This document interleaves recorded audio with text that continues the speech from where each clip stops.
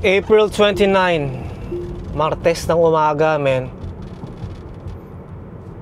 At isang linggo ako natenga sa bahay. Nakapag-deliver ako nung Martes last week dyan sa Saga, diba? Tapos Tuesday na ulit ngayon. Ilan yun? 8 days. 8 days ako sa bahay. Excuse me. Bago ang lahat, magkape muna tayo. Cheers, man. Ang dami nangyari, men. Excuse me. Sa loob ng 8 araw na yun, ang dami nangyari. Ang pinaka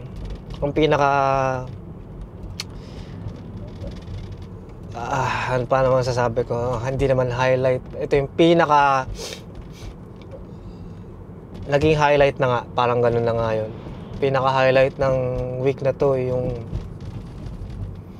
Lapu-Lapu Festival na celebration dyan sa Vancouver, British Columbia. Putek, men. 11 daw ang patay. At marami ang sugatan. Nahuli naman na yung perpetrator. Nakikiramay po ako sa lahat ng naging biktima nitong karahasan na to. At kasama po kayo sa aming panalangin sa pagbibigay ng Panginoon ng lakas ng loob sa inyo para sa atin, para makayanan nitong pinagdadaanan natin as a community. Kami po ay taus-pusang nakikiramay sa inyo. Hindi po kayo nag-iisa dito. Anyway, yun na nga. Ngayon lang ako nakaalis. Martes. Mula yard sa Oakville. Maganda naman yung biyahe, men. Dahil empty akong tatakbo. No? Empty akong tatakbo papuntang Amerika. Doon ako kukuha ng load. Yung load na dadalhin ko sa Canada. O, diba? Mahusay.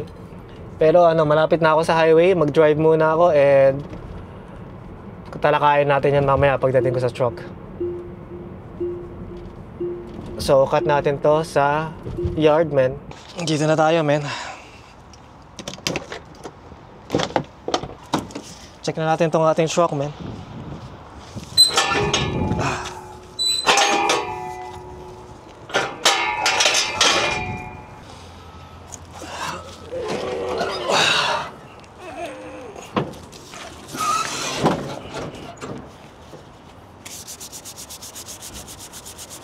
Pinakabuhay ng ating makina. Tingnan natin. Ayos na ayos ang ating langis, men. Ayos ang level ng langis. Yung level lang langis ang tinitingnan natin, no? Yung level. Hindi yung kulay. Dahil yan talaga maitim. Dahil nga diesel yan. Uy, ano yun? Tingnan naman natin ang coolant natin. Ayos. Walang leak dito, no? Ayos na. Pwede natin buksan ang ating book. Let's go. Okay tayo dito. Isang linggo, men. 8 days. Nako po. Nalobat. Nalobat si Pete. Sana mag-start.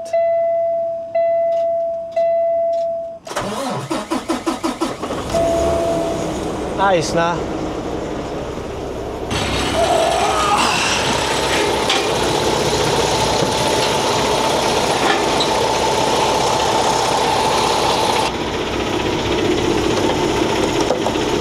Yan, ayos na tayo.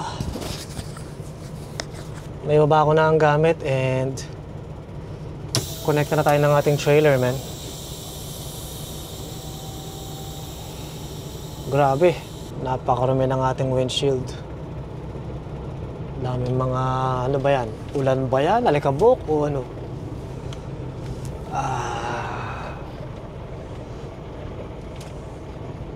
Hinto muna tayo dito sa Gedli para ma-park natin ang ating kotse. So yan ang ating parking spot. Usually tinatanggal ko yung truck para yung kotse ko naman ang ibabalik. Para yung kotse ko naman yung iwanan ko dito. Para lang walang kumuha ng spot natin. No?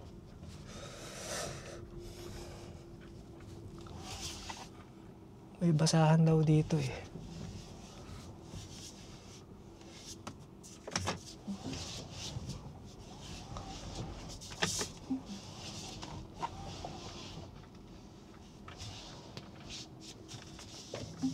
Ayos na, man.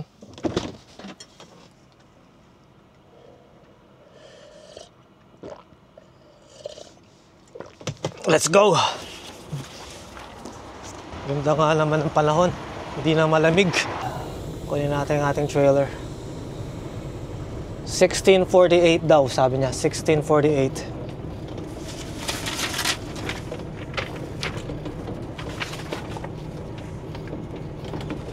$701,648. Ito na nga yun. Kita ko na. Ayan ang ating trailer, man. Bah, parang dikit naman. Hanep.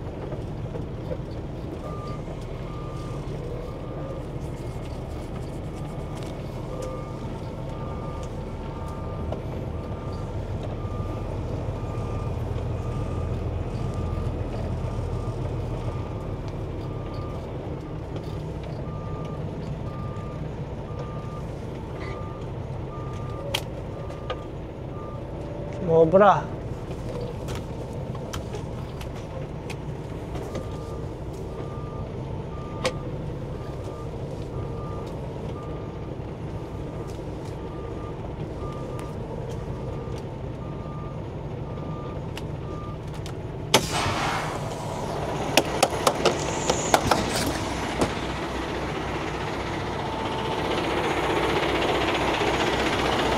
Ayos ang ating height.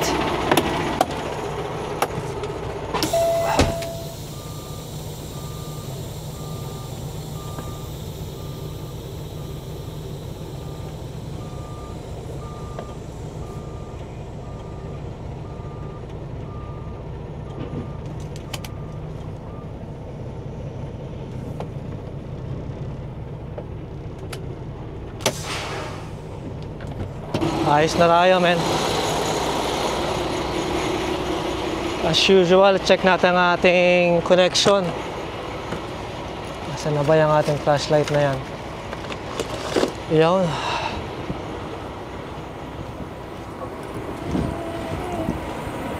No space, tsaka nakalak ang ating jaw. Ayos na. Ayos na.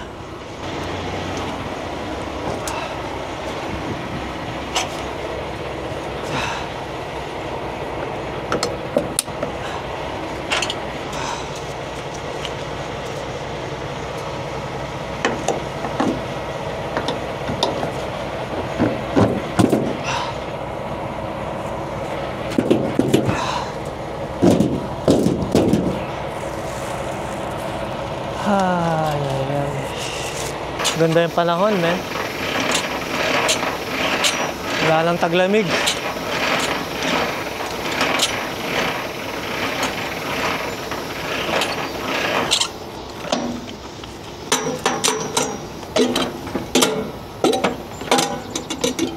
Parang mabilis yung malaglag to, ah. Ganyan. Hindi mo lalaglag yan. Actually, lalagyan ko na lang ng tali siguro. Mamaya. Okay, wala tayong leak dito. Sarado na natin to.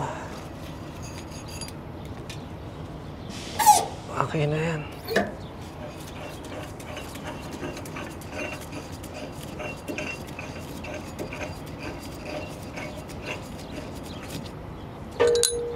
Ayos na.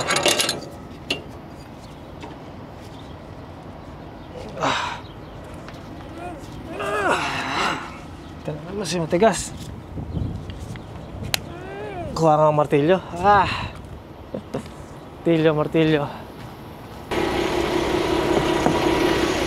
Ayos.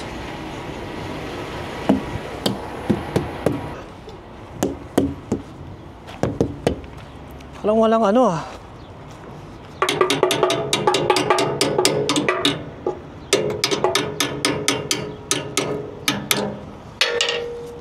Okay.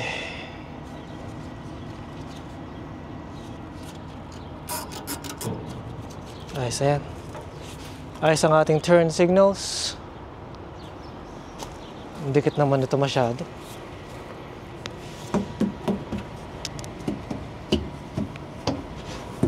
Ayos. Doon tayo sa kabila makiat.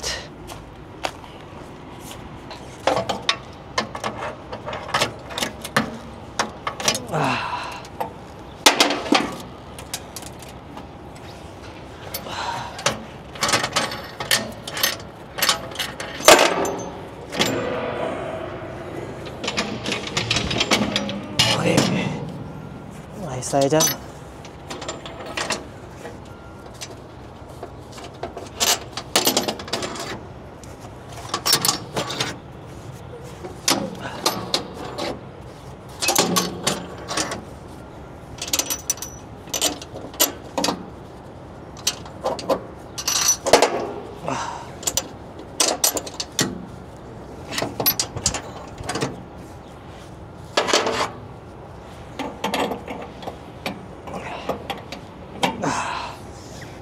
Ay, talian natin to. Paano ko tatalian to?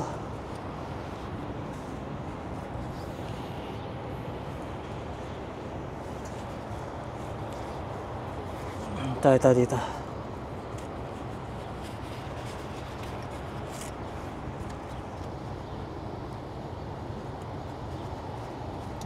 Wala eh, hindi pwede.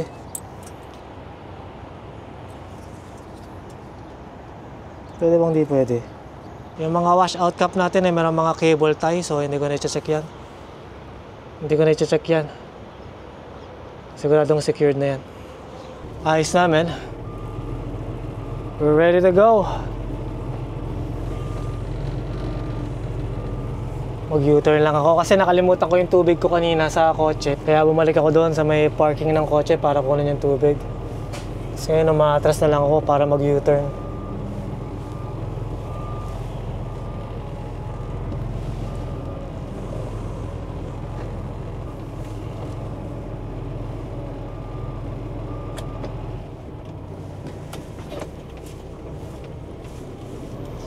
Let's get it on, man.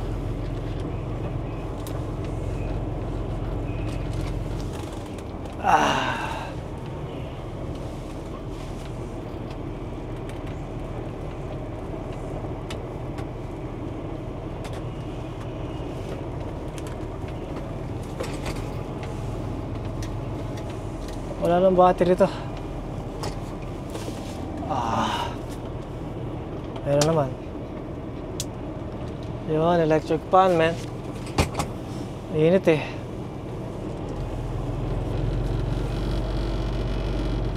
Activities. Depart. Ayos na.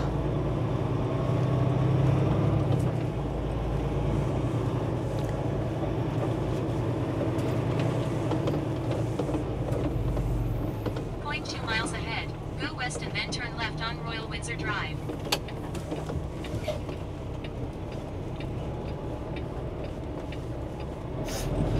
So ito lang nga, empty yung ating daladalang trailer ngayon, men. At hindi ko siya dadalhin sa Scarborough ngayon. Dahil yung pickup ko ay saan ba yan? Sa mga nagka-PA, Pennsylvania. So mga sabihin mo ng 300 miles yung layo niya. Grabe, no? 5 oras mahigit yun. Turn right on Ford Drive on 13. 5 oras mahigit na driving. Doon ang pick-up location natin. Grabe. 1 mile ahead. Turn left on Royal Windsor Drive. Pagka-pick up ko noon sa mamayang hapon, ang pick up alas 4. Anong oras na ba ngayon? Alas 9 na. Alas 9 na lang umaga at ang pick up ko ay alas 4 ng hapon. So meron akong 7 hours na palugit. Left on Royal Windsor Drive. Teka lang, i-meet ko nga to. Meron akong 7 hours na palugit para makarating doon sa pickup natin sa Monica, PA. Monica, Pennsylvania. 5 oras na drive. Actually, mga 6 hours ka muna. Kasi dadaan ako ng US Highway.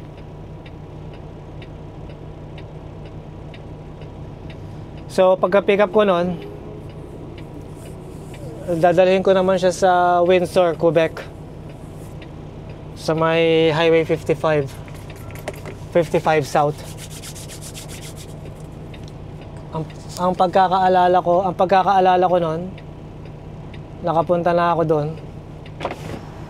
One time. Isang beses nakapunta na ako doon. Ang alam ko, Highway 55 sa may paglagpas mo ng Drummondville. Parang malamig yung electric fan. So paglagpas ng Drummondville, Quebec, magpapasouth na ako nun mula Highway 20. Napakatumal lang biyahe, men. Biruin mo, Martes ako nag-deliver dyan sa Mississauga last week. Martes na ngayon, no? 8 days ako sa bahay. Sabay, ganyan ang biyahe. EMT akong pupunta lang Amerika. Napakahina ng biyahe ngayon ng sobra. Parang ang hirap ng kitain yung pangbayad ng truck, men. Dito na pumapasok yung mas maganda yung company driver. Dati ko pa sinasabi to, pero kasi pag company driver, wala kang responsibilidad sa truck, no? Wala kang gastos. Talagang iniisip mo lang yung miles mo. Pero syempre, gusto mo yan eh.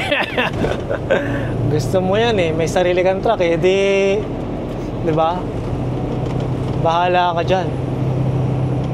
So ito na nga, matumal ang biyahe. Ganun pa man, ayos lang kasi paano ko ba sasabihin to ng maayos? Kahit na mahirap yung ngayon, biyahe, mahirap yung kitaan, isa lang ang mahalaga magkaroon ka ng pambayad ng truck. Pero pinakamahalaga talaga, meron kang maiuwi sa pamilya mo. Kahit yung truck, wag mo nang bayaran yan, men. Kahit ma-repossess yan, wala akong pakialam, men. Basta priority ko pamilya.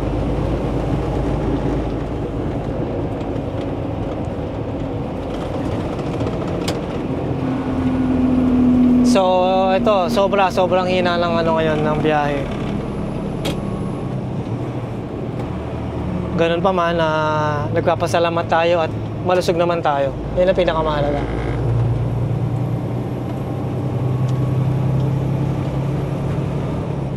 Sobrang hina ng biyahe, men. 8 araw akong nakatenga. 8 araw. Ang kagandahan naman ng pagtenga ko sa bahay, pagtambay sa bahay,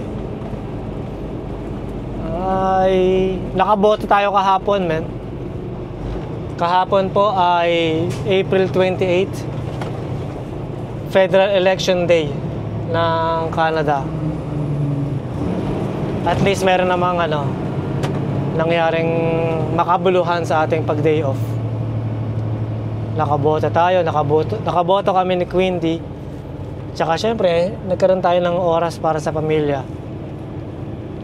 'Di ba?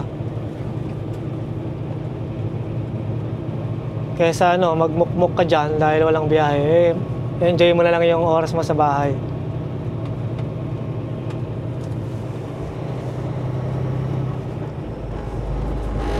Mahina ang biyahe, men. Actually, itong meron akong isang biyahe, binigyan ako ng isang load. papunta naman papunta ng Ohio mula Scarborough.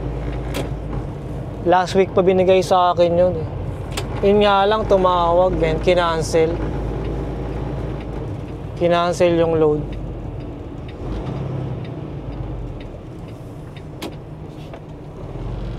Kapag ganun kinakancel yung load, binabayaran naman kami ng alam mo na, pampalubag loob.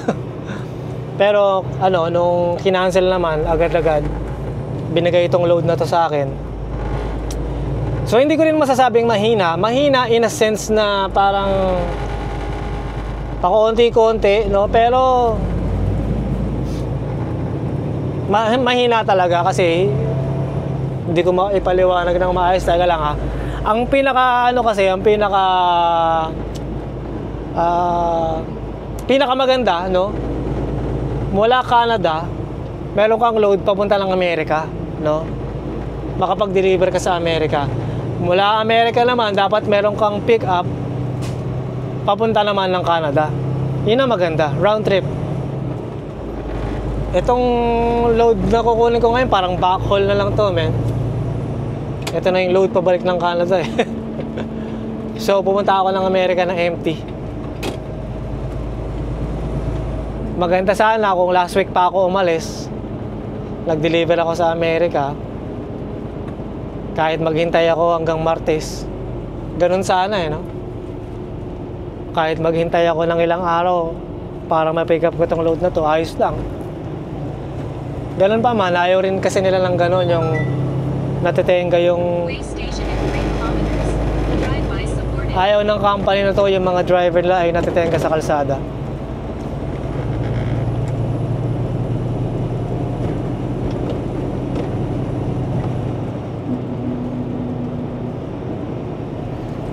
Ay! Napuyat ako, men, kakabantay ng election result. Napuyat ako, men, kakabantay sa resulta ng election na yan.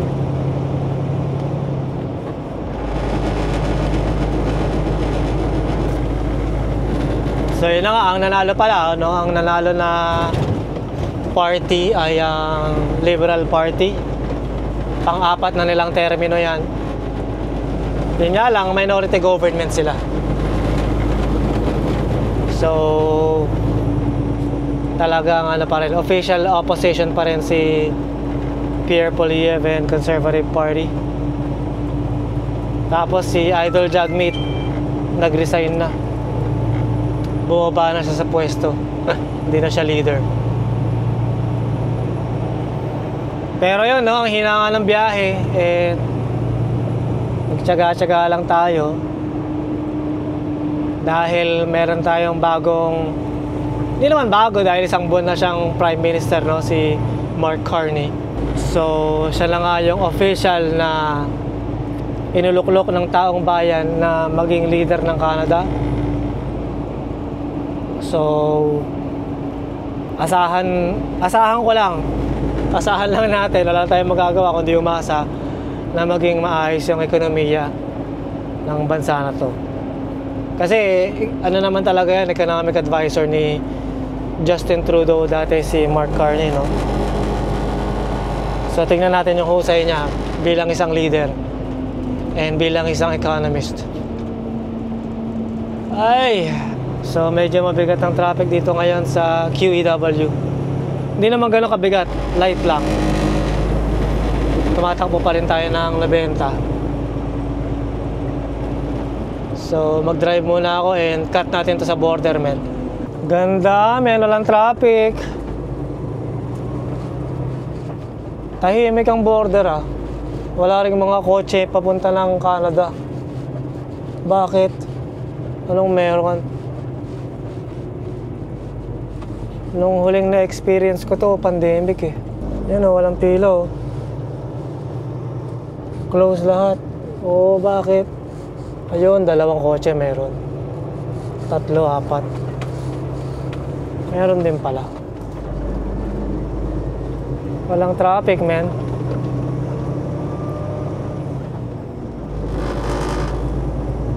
Walang traffication. Ito na ang Peace Bridge na tinatawag. Ayan ang tinatawag na Lake Erie. Lake Erie.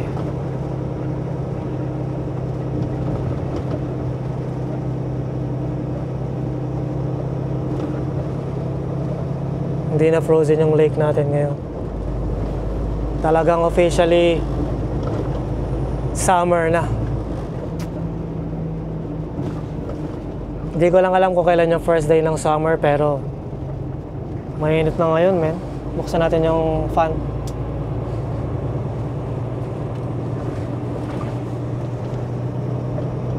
Hey! Welcome back to Murica after a week. After a week of not working. Nandito na naman tayo ngayon.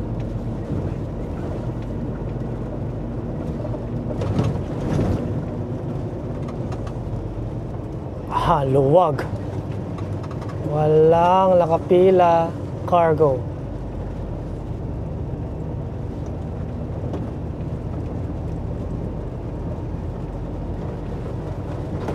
Tayo na kaagad to ah.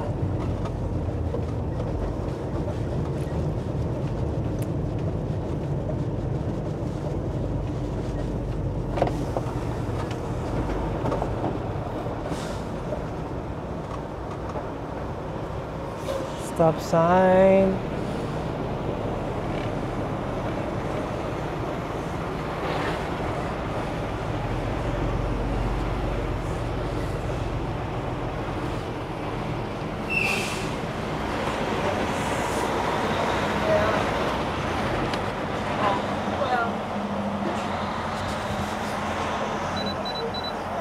Morning, officer. How you doing? Good, how are you?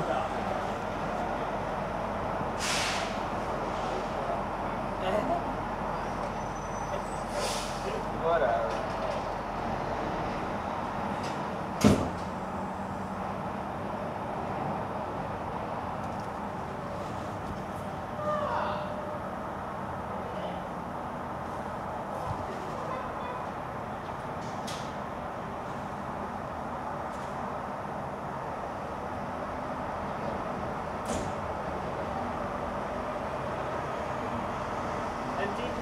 Empty, officer.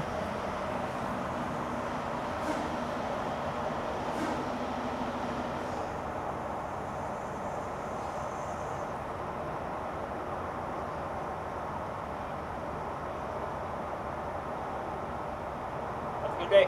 You too, officer. See ya. Thank you.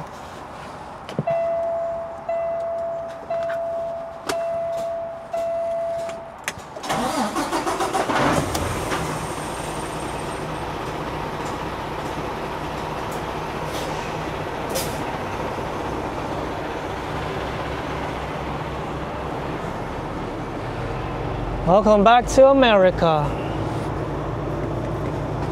Kailangan laging i-check ang passport kapag binabalik ng officer, man. Baka mamaya pinalitan eh. Mahirap na. Stop. Look on both directions. Safe to proceed. Crosswalk. So, hindi tayo malilate ngayon sa ating pick-up, man. Dahil walang traffic sa border, walang traffic sa QEW. At dito naman sa I-90 West, walang traffic.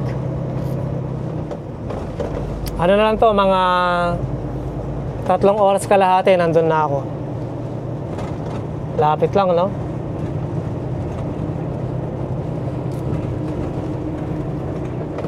Pagka pick up ko mamaya, sana meron pa, ilan na ba ang oras ko? Meron pa ako 9 hours and a half. Meron pa ako 9 hours and a half. So magkakaroon pa ako ng 6 hours kapag nakarating ako sa pick up. Makakabalik pa ako dito sa Fort Erie, dyan sa Flying J. Kahit na matumal ang biyahe natin, ang mahalaga, walang problema yung ating truck. Siyempre, walang problema yung kalusugan natin at ng pamilya natin. Tsaka ang mahalaga, hindi tayo natitenga ng zero. Kumbaga every week kumikita pa rin tayo. Kahit na hindi ganun kalakihan, mahalaga meron pang sustento sa pamilya, tsaka siyempre sa mga gastusin sa araw-araw. Mismo, no? Ngayon na nga bago ang ating, hindi naman bago, pero ngayon na nga na meron tayong Prime Minister, kay Mark Carney. Sana talaga lahat ng pinagsasabi niya, no, prioritize niya yung economy ng ating bansa at ang pamumuhay ng working class citizens tsaka yung mga small businesses. Tignan natin, men. Ito na yung magiging simula ng magandang pamumuhay sa Canada. Naniniwala ako dyan.